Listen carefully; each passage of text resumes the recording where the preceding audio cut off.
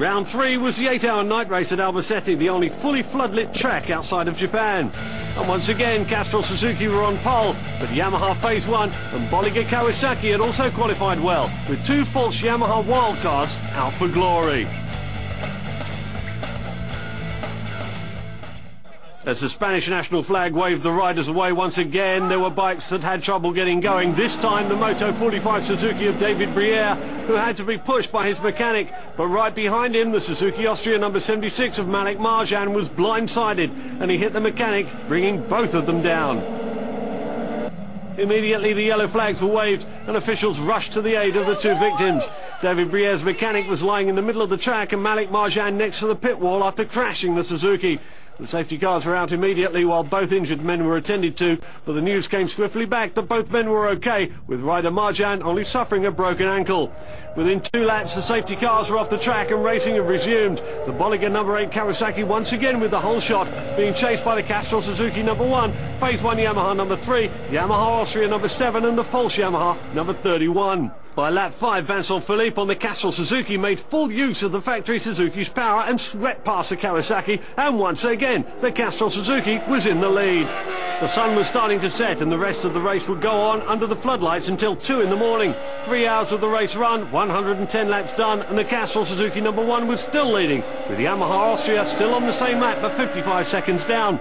Warwick Nolan was on the Phase 1 Yamaha number 3 and closing the gap on 2nd place.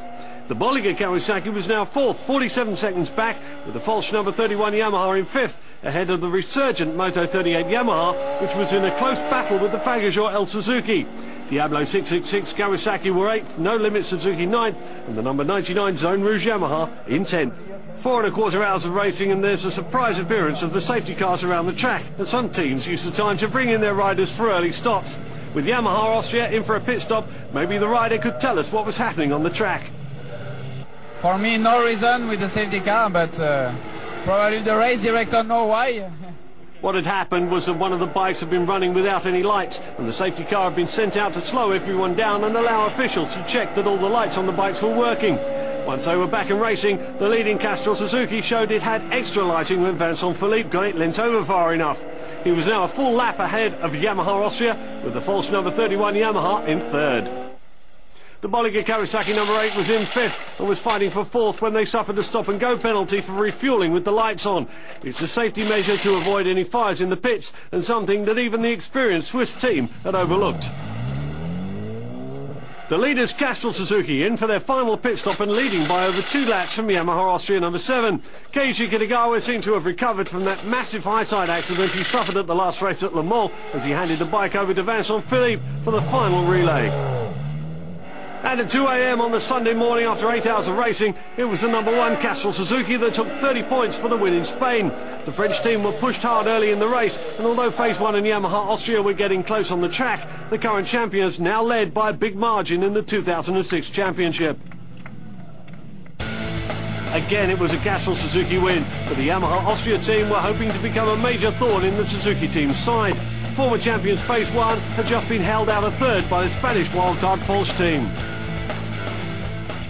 At the beginning, it's a good fight with the Spanish guy, and I did a mistake. I go out of the track. I go straight because I put neutral, no gear, and after we need to go fast because we are second. Except this mistake, it's a very good race.